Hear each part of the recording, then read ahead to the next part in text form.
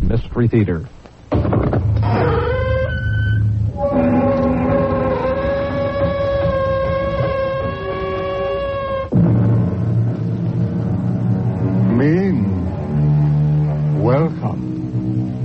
Welcome to the Mystery Theater. I'm Hyman Brown. There are people who seem to bestow happiness and good fortune upon all whom they encounter. Their very presence is an enchanted thing. However, just as there are those who bring the sunshine, there are also those who bring the rain. And not just the occasional refreshing sprinkle or the useful beneficial shower, but a cloudburst. Is there really, truly such a thing as a jinx? Is our fate cast forever at the moment of conception? They die because I fall in love with them. Yes, it's that simple. But you haven't told me how it works, Lieutenant. Well, I don't know how it works. It's nothing that can be proved, but whenever you fall in love with a man, it seems he dies. And I kill them? Well, they die. It's a matter of statistics. 4 men have been engaged to you. All 4 died of various causes. But there's one constant. You were in love with each of them. Really? Yes, Miss Butler. Just because you fell in love with them, they're dead. Well, then, Lieutenant, be very careful. I just might fall in love with you.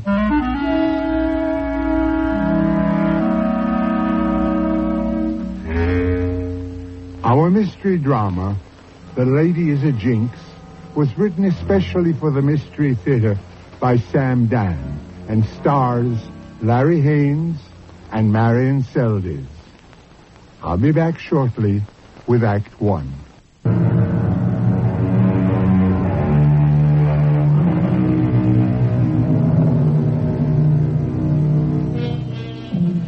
If you could know the last day, the last hour, the last minute of your life, would you want to? Kevin Lindstrom never thought much about that. Never thought much about such a thing. Why be concerned with death while there is so much to live for? Especially now that he's about to marry Caroline Butler. Lovely Caroline, the golden girl. This is his last night as a bachelor, and Kevin walks home from Caroline's house, as the poet would say, in a transport of delight. The moon is shining, the stars are winking, and perhaps that is why Kevin does not notice the car that has silently rounded the corner and is pulling up alongside him. And even if he did notice, there would be absolutely nothing he could do about it, because the man sitting next to the driver has thrust the muzzle of a submachine gun out the window. At least it was swift, even merciful. He never heard the shots. He never knew what hit him.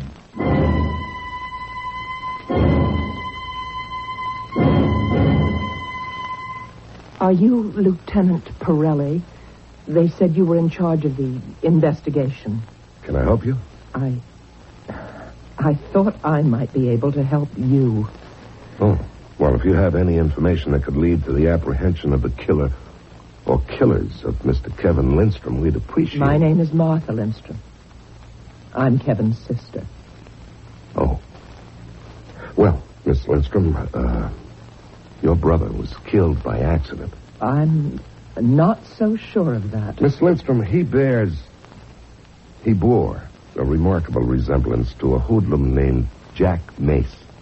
It was uncanny. Certain people were out to get Jack Mace. I don't think it happened that way, Lieutenant. Miss Lindstrom, this was supposed to be a gangster execution. It went wrong. I wish I could believe that. Your brother wasn't a member of the underworld. You must admit that. Yes. Nor would the underworld have any reason for killing him, as far as we know. Lieutenant And Pirelli... furthermore, this Jack Mace is known to have lived in the neighborhood.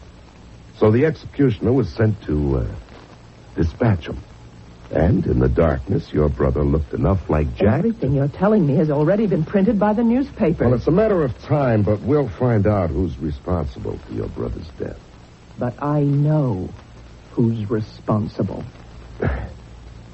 Surely, Miss Lindstrom, you're not an expert in the machinations of the local underworld. I have a problem, Lieutenant. Oh, and what's that? My problem isn't a what, it's a who. You are my problem, Lieutenant. You, as a representative of authority, are my problem. You're nice, you're polite, but you can't wait to get rid of me. You believe I'm wasting your time. Well, you said you know who's responsible for your brother's death. Yes. But how can I get you to believe what I'm about to tell you? All right, why not tell me and see how it works out? Very well.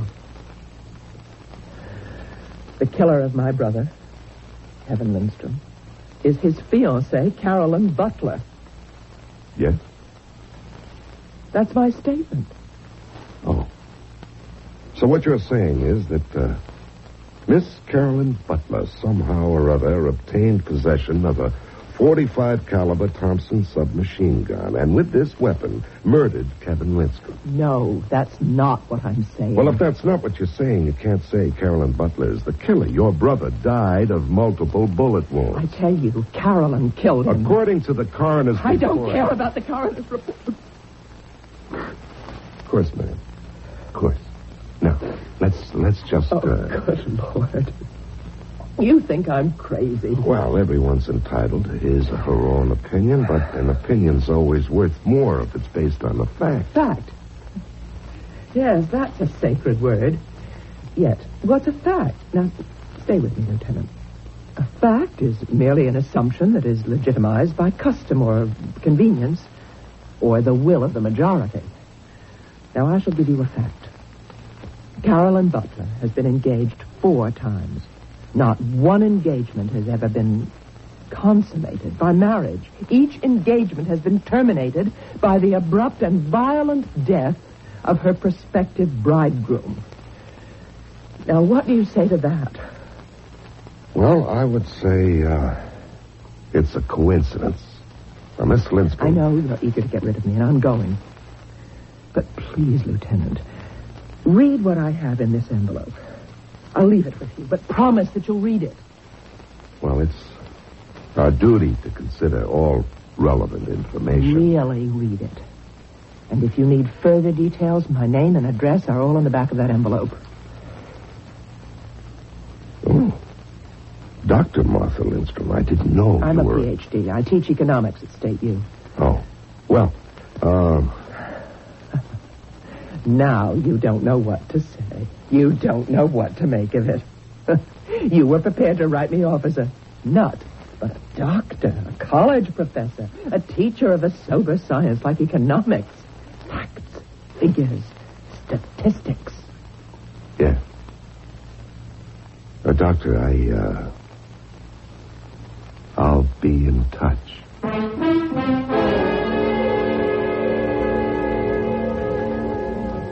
Well, Inspector, what do you think? Vince, what I think is you ought to put in for some leave. You got plenty of time coming. Oh, I see. If you believe a word of this, you got to be as nutty as she is.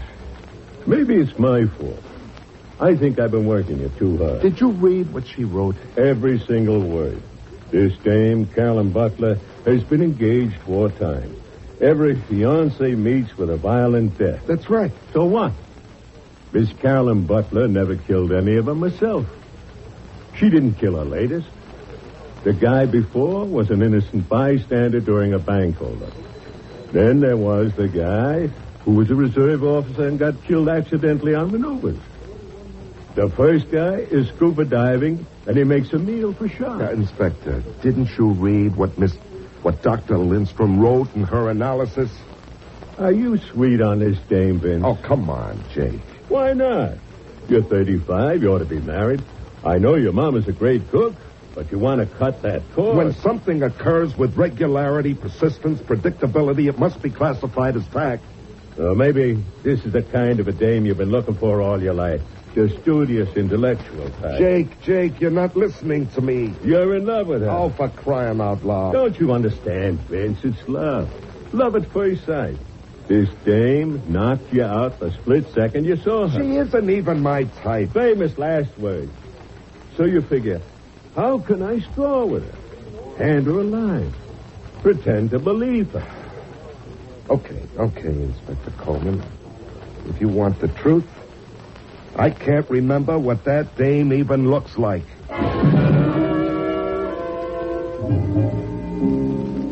Which happened to be true. Well, a couple of weeks later, we bagged the machine gunner, and that was the end of the Kevin Lindstrom murder case. And after a while, I forgot all about it. Until... Lieutenant? Oh, Miss, Dr. Lindstrom, what can I do for you? Sit down, please. Thank you, Lieutenant. I want to apologize. I was angry last time, and I realize now, of course, it's easy to ridicule the police. But if I was sitting in your chair and someone told me the story that I told you, well, of course I... All right. How can I help you, Dr. Lindstrom? Did you by any chance read the Post yesterday? There was an item on the Society page. Well, I don't usually read the Society. Well, I clicked it out. I'm sure you'll find it of interest. Okay. Engaged. Charles Russell to Carolyn Butler. Well? Please, read all of it. Mrs. William Stephen Butler announces the engagement of her daughter, Carolyn Joy, to Mr. Charles Morton Russell, noted actor, son of Mr. and Mrs. Stanley K. Russell. The couple plan to marry Sunday, June 8th at St. Bartholomew's Church. Yes, now that's exactly 8 weeks from yesterday. So, Dr. Lindstrom? I'm asking you, Lieutenant Pirelli, can we permit this young man to die? I don't think I understand. I've already told you what happens to the men who are engaged to this woman. Just before the wedding, they die. Suddenly, violently. We've been through this before, Dr. Can you Lindstrom. take the chance? All right, what do you propose we do? I propose that the police alert this young man. See if reason cannot prevail on him to break this engagement. Dr. Lindstrom, the police do not have, nor do they want, the right to tell people they can't get married. Now, Dr. Lindstrom, I'm trying to be sympathetic to your problem. But it's not my problem. It's your problem, Lieutenant. What will your position be if this young man also dies before the wedding? Well, of course. You have no answer. See, you're accustomed to handling regular, predictable problems.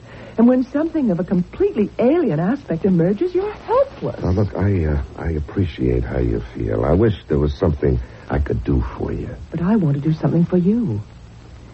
We're moving more and more into a psychic age. Just bear me out. Now, till now, the police have operated on a superficial level. External evidence. The power to kill with a gun or a knife, a weapon. But now, there are people who can kill through the force of the mind. Dr. Lindstrom, I know, you're very busy, I know. But she has it. Carolyn Butler has it. She may not be aware of it, but it emanates from her. And it expresses itself through a predatory shark or an imperfect missile, a hoodlum in a bank, a button man. That's the right term, I hope. Dr. Lindstrom, I don't want to be impolite. Be impolite. Be anything you want. Be open-minded. You're asking me to do something, and I don't have the authority. Well, who does? Who would have the authority to assign round-the-clock guards to this Charles Russell? The inspector. Lieutenant, admit there's something. No matter how far-fetched to what I propose. Well... You know there is. So it's your duty to try to convince your superior. Dr. Lindstrom, what you're asking is highly... I know. But suppose you do nothing. And this man dies. The way all the others did. All right. All I can do is ask.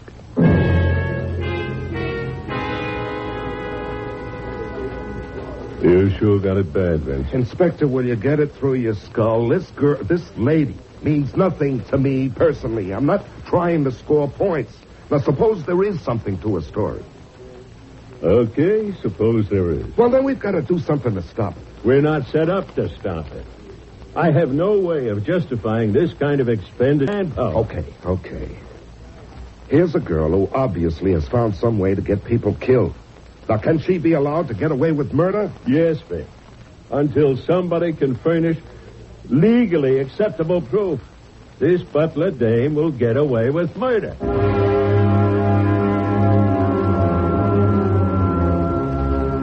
Well, does she or doesn't she?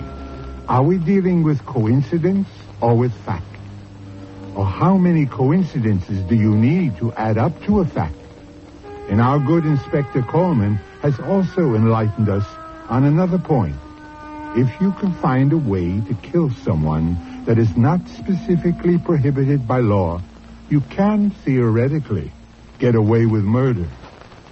I'm going to get away for just a few moments, and then Mystery Theater will return with Act 2.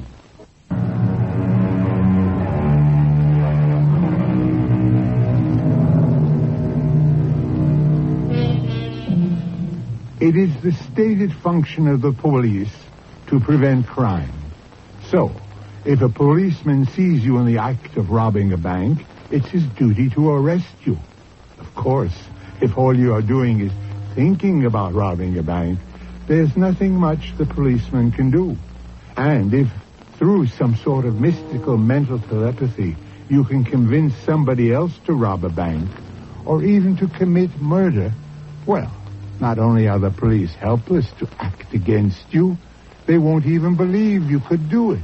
And neither would anyone else, except just possibly Dr. Martha Lindstrom. I'm sorry, Dr. Lindstrom. You were unable to convince your superiors? Doctor, what can I tell you? We're practical-minded people, we policemen. Do you believe me? I don't know. Well, if there's any I just doubt... wish things were easy. I wish everything could be yes or no, black or white.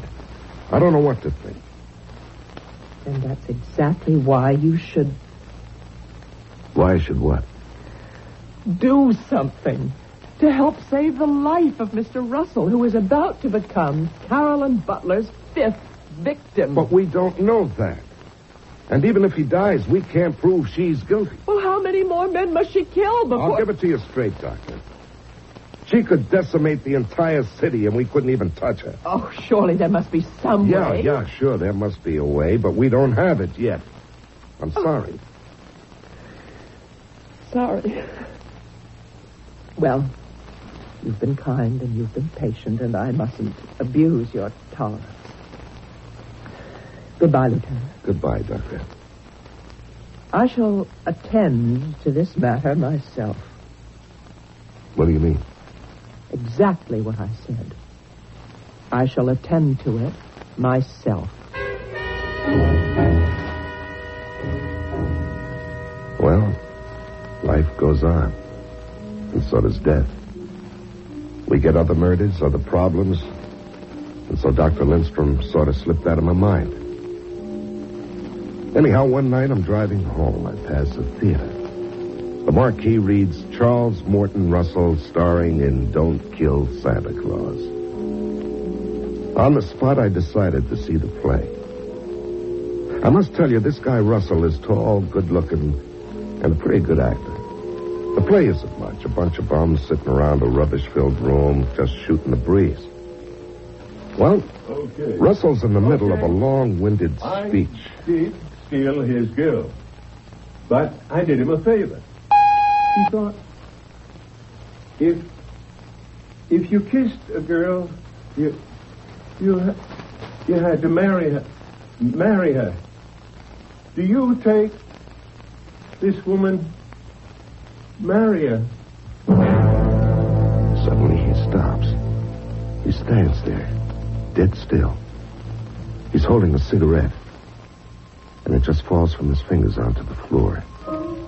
You can hear a pin drop in the theater. He's frozen and frightened. The curtain comes down, and I go home. But that isn't the end of it. Because the very next day, I'm sitting in the office, and in walks the most gorgeous girl I'd ever seen in my life. Maybe 27, 28. Bright golden hair, deep blue eyes. And she seemed light as a feather.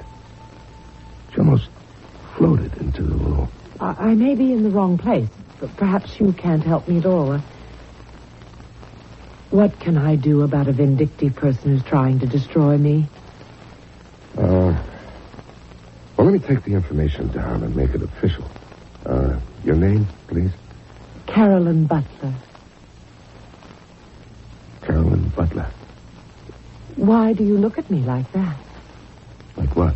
Do you know me? Are you the Carolyn Butler who was engaged to, Mr. Kevin Lindstrom? Oh, yes, Kevin. He was murdered, and you would remember my name in that connection. Well, that is what I want to talk to you about. His sister is trying to destroy me. How? It's insane. What is she doing? She goes around telling everyone that I'm responsible for Kevin's death. And not only Kevin, but the other man I was engaged to. Uh-huh. And, how does she do this? How? She just says so. What, does she do it in a harassing manner? Does she disturb the peace? She harasses me. She disturbs my peace. Now, what I'm trying to discover, Miss Butler, is if we have any grounds for police action. Well, so am I. This poor lady is... Well, she's sick. She says that I exert an evil influence on the men that I've been engaged to, which causes their death. Now, doesn't that sound sick? Have all of them died? Yes. But it's coincidence. I didn't kill any of them. I see. Now, what I was thinking is that perhaps you could have someone talk to her, tell her. You see, Kevin was her baby brother. She raised him, sent him to school, and so she resented me because I was stealing her darling little brother. She did everything she could to break us up. Yeah, but Kevin's dead. Why does she persist with the story? She believes it. She firmly and devoutly believes that I'm a witch or an evil spirit. How do you account for the fact that all the men you were engaged to did die suddenly, violently? Lieutenant, I can't believe what I'm hearing. Am I required to account for it? Well, do you have an opinion? Well, obviously, I have a weakness for men prone to accident. But when I think of it, it's more than that. Each of them seemed to have a death wish. What do you mean? You're a police officer. You see it. There are those people who go around actively looking for danger. Now, the first man that I loved was a scuba diver. He would swim in dangerous waters deliberately, it seemed. How long could he gamble with death? Well, My second, an army officer, died on maneuvers. He was testing a piece of equipment of doubtful safety. He disobeyed orders, but he wanted to be a hero. Uh-huh. And the third? He was killed during a bank holdup. Well, that wasn't his fault. Oh, yes. He asked for it. The robbers ordered everyone in the place to put up their hands and stand against the wall. Well, he tried to hit one of the bandits and disarm him. Which brings us to Kevin Lindstrom. Now, surely what? Kevin was also looking for death. That neighborhood simply isn't safe, and nobody knows it better than the police. You mean they have a gangland execution there every night? Oh, you know what kind of a neighborhood it is. Certainly not a place for a late-night stroll. Sane, sensible people who live there don't go walking at that hour. My point is, he shouldn't have been out on the street at all. He should have taken a cab. Martha Lindstrom simply cannot accept the facts of life. Well, I can't promise anything, Miss Butler, but we'll talk with her. It's very upsetting to Charles. Why? Charles is a very imaginative person. She has been on the phone to him and written him letters, and, well, all this interferes with his concentration. It's affecting his performances. Well, I'll try to talk to to Dr. Lindstrom. Would you? I would be so grateful.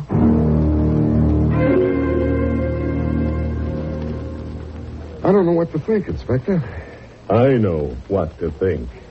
I saw a picture of this Carolyn Butler in the papers. I think you're being unfaithful to Doc Lindstrom. Oh, Jake, please. You have these fantasies about things. According to Carolyn Butler, Martha Lindstrom wanted to hold on to her brother. I believe it. Women are like that. For instance, doesn't your mother want to hold on to you? Now, that shows what you know. She keeps blasting me all the time. When are you going to get married? When are you going to get married? Yeah, sure. So why does she feed you so good? Why does she keep such a comfortable house for you?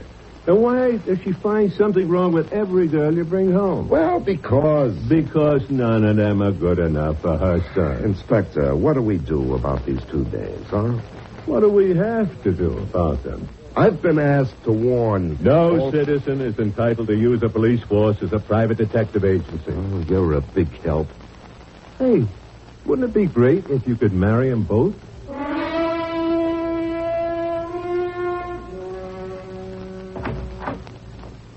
Oh. Lieutenant Perella.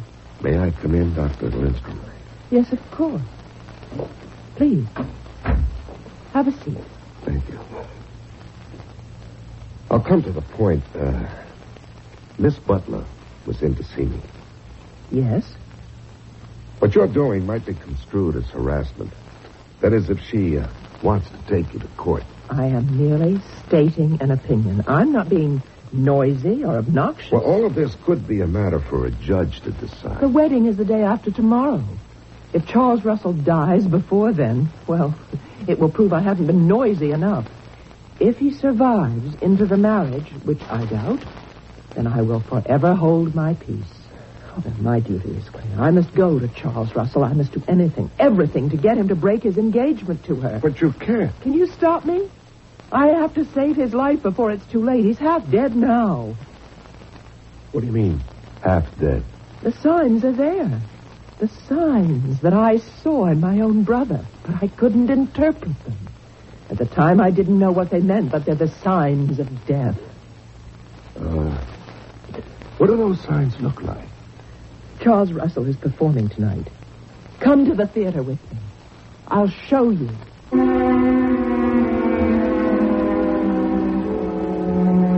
We have 2 ladies to deal with now, and each is out to destroy the other, no matter how ladylike they may be going about it.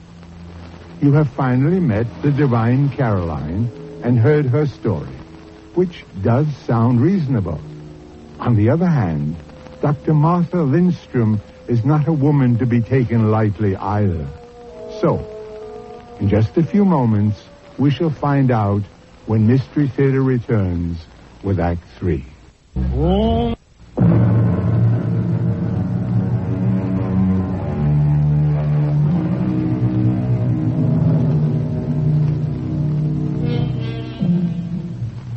Do you believe it's possible for someone to be a jinx? Don't answer too quickly. We've done some research. It's an old word, jinx. It comes from the Greek enex, which means the wry-necked bird, the bird of ill omen, of misfortune, of death. Well, we're dealing with a pair of what our British cousins would call birds here. But neither is ugly or old-fashioned. Yet one of them is accused of being a jinx. What are these signs of death you're talking about, Doctor? You'll see them. You'll read them on Charles Russell's face. Oh, but I'm being unfair. How can you be expected to understand? You're a rational 20th century person. And aren't you? Listen. Listen without interrupting and without arguing. Just listen. What do you think happens to the old gods? The old religions? Well, I wouldn't know. I guess they were proved false. But no religion is ever provable. It's only acceptable. And people abandon one set of gods and they go on to another. That's the story of history. But what happens to those old gods? Well, I never thought about it one way or another. The gods of the ancients, the Greeks, the Assyrians, the Norse. They were all similar. Now, what does this have to do with... They were all warriors. War and feasting with heroes, that was their main occupation. And all of them had goddesses who fell in love with earthly heroes and brought them up to heaven or paradise, Valhalla, whatever. Well, who are we to say that they aren't still doing it? You know, there's a lot to be said for being in uniform out on the beat. In time of war, you have no shortage of heroes. The field of battle is filled with them. At least your problems on But the in street are simple. peacetime, you must find your heroes one by one. And that is what Carolyn Butler is doing. What? What is Carolyn Butler doing? The bidding of the gods. Which gods? It doesn't matter. And she may not even be aware of it. They may be acting through her. She may be an unconscious instrument. And you teach economics? She finds the hero, and then fate arranges for him to die. Okay. Okay, I think we're at the end of the line, Dr. Lindstrom. For your own good. Fate. Fate is also an ancient For your god. own good, you should see Fate a doctor. Arranges for the sharks and the defective weaponry and the bank robbery and the gangland execution. What has been arranged for Charles Morton Russell? Now, look, all I can do is tell you that if you persist in annoying Aren't Miss you Butler- curious? About what? About how Charles Morton Russell will die? Who says he's going to die? It's the night before she becomes his bride. It's the night he must be killed. Lieutenant, take me to the theater. Watch with me. If nothing happens to that man tonight, then everything Carolyn Butler says about me is true. I'm a jealous sister who has constructed a fantastic fable. But what if he dies?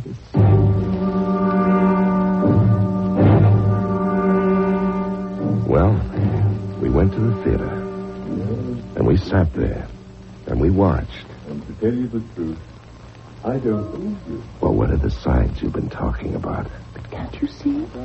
He's terribly nervous. He doesn't look it. Oh, he's a superb actor. He hides it, but now look. See, his hands twitch. Well, that's not a sign of death. Listen, I know this play. He's blowing his lines. The other actors are covering for him. He shouldn't be on the stage. Then why do they let him go on? Well, tomorrow, after his marriage, he'll go on vacation. They just want to get all the performances they can out of it. Look, he banged his leg against that chair. Well? But that's not in the play.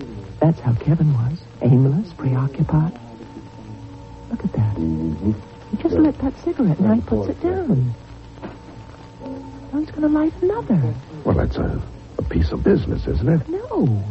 Just forgot. He was smoking. Kevin would do that too. You see, my dear. Look at him now. The life seems to be draining out of his body. I did steal his... He's losing his line. I did steal Now this look. girl, but That cigarette he put down. but I... Now it's rolling off the table into that pile of papers and rubbish. Starting to smoke. They're going to set the fire. Well, maybe that's Fire supposed to be a starting. part of the Well, play. of course it isn't. It isn't. Oh, dear Lord. There's going to be a fire. Ladies and gentlemen, please stay in your seats. There's no danger. Oh, terrifying There is fire. no danger. Look, Lieutenant. Look at what's happening. In a theater, when there's danger of fire on stage, a stagehand immediately cuts the rope that holds the heavy asbestos curtain in place. The curtain comes crashing down, and anybody who might be standing on a spot where it falls can be killed if it hits him. And there he was. That's just where he was standing. You didn't have to be a doctor to recognize he was dead.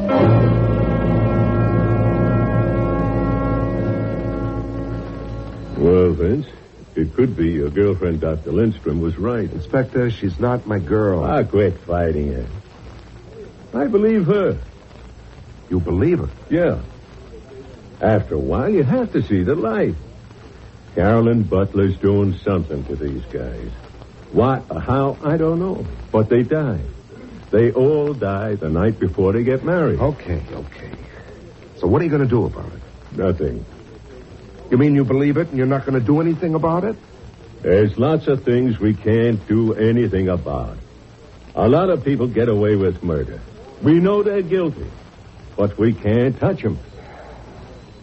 But somehow, I just can't believe it. That Butler girl seems so sincere. Honest.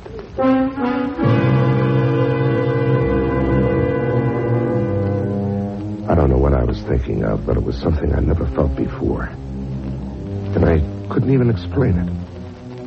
It got hold of me, and somehow or other, here I was, ringing a doorbell. Oh, it's Lieutenant Pirelli. See, I remembered your name. Yeah, may I come in, Miss Butler? Miss Butler. I may very well remain Miss Butler for the rest of my life. Yes, please come in. Thank you. I really think I have set a record for engagements. Do they keep such records, I wonder? Won't you sit down? Drink? No, thank you. Oh, I'm sorry. I should have realized you're on duty. Well, to tell the absolute truth. The absolute truth. I like that. I'm not really on duty. Oh? Yeah, I just dropped by to see how you're doing. Oh, that's very kind of you. Yeah, and, I was wondering if you had any plans for dinner. It so happens I do. Oh. Well, maybe some other time. But I intend to change them. I would much rather have dinner with you. Oh? I have this weakness, I told you, for strong men, exciting men. Oh, I'm not really an exciting person. And modest men. To you, I suppose danger and excitement are the everyday, ordinary commonplaces of your job. Yes, I suppose that's true.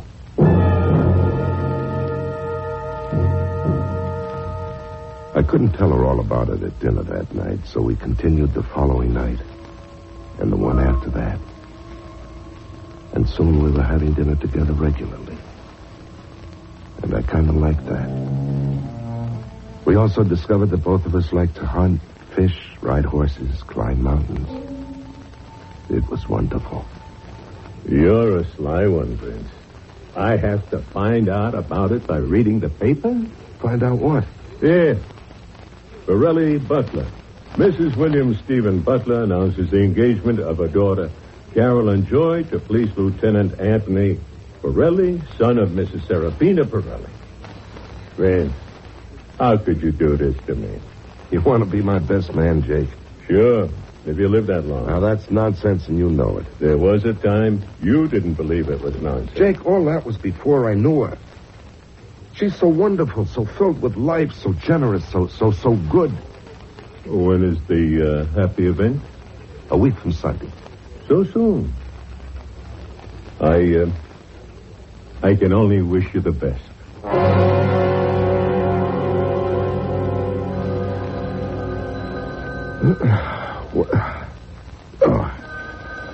Okay, I'm up. Hello. Vince, do you know what time it is? What? What's the matter, Jake? Vince, it's 10 o'clock. You were due here at 8. 10 o'clock? It can't be 10 o'clock. Vince, we gotta go see the commissioner. You get dressed and get down here.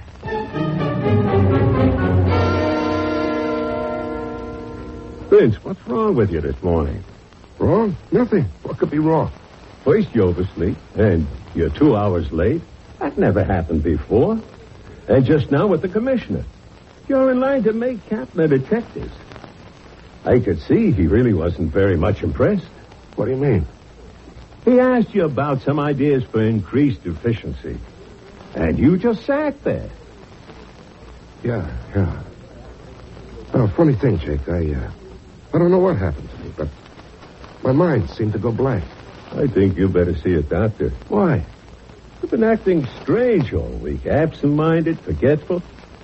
Now, look. Tomorrow's Sunday, your wedding day. Now, why don't you go on leave right now? Go home. You're nervous. I'll see you tomorrow at the church. No. That isn't right. You're short-handed. I'll tell you what I'll do. I got to put in my shift on the state guard. I can spare a lieutenant for that. Yeah, but Smitty's been on for 24 hours. Let me send him home. I'll stay till midnight. Well, okay. He would really appreciate it.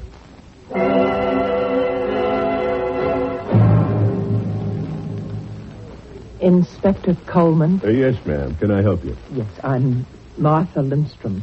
Oh, we meet at last. It's about Lieutenant Pirelli. I know. What do you know? You're concerned. You're afraid he'll die tonight. And that he'll be number 6. Well, aren't you concerned? Yeah. Well, how can you just sit there? Well, what can I do? Talk to him. I have talked to him. You can't just let him be killed. Dr. Lindstrom, if there's anything to what you're saying, you know it has to be. But there must be some way to protect him.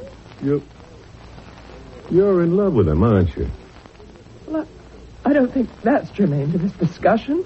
Well, tonight, he's as safe as he can be. He's on a stakeout. It's a quiet job. Before midnight, Vince will die.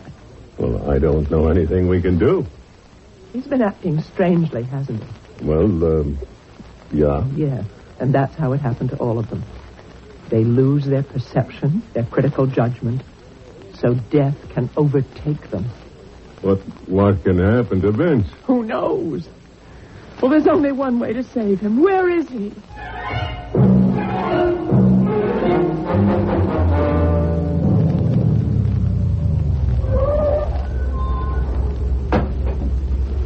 He's parked over there, across the street.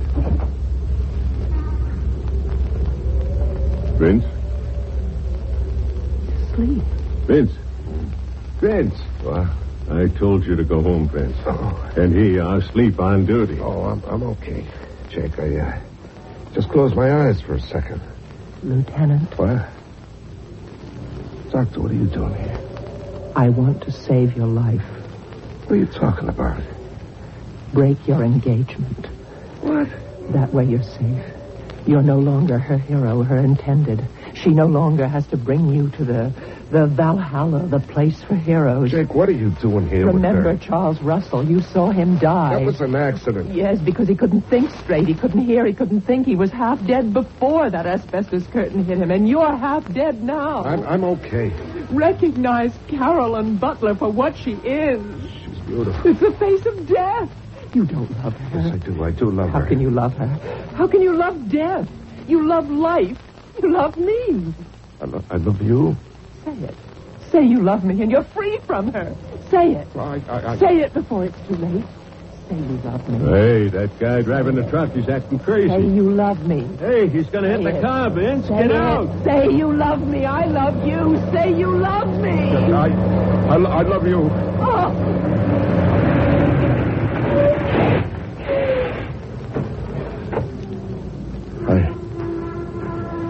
I love you, Dr. Lindstrom.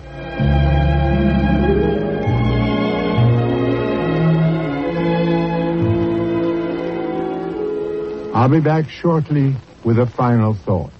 Bring...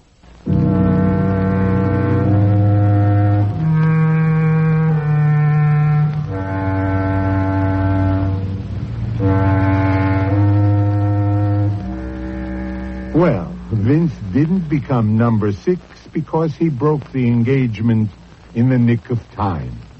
Or maybe because the truck driver was able to apply his brakes in time. We always give you more than one perspective on Mystery Theater.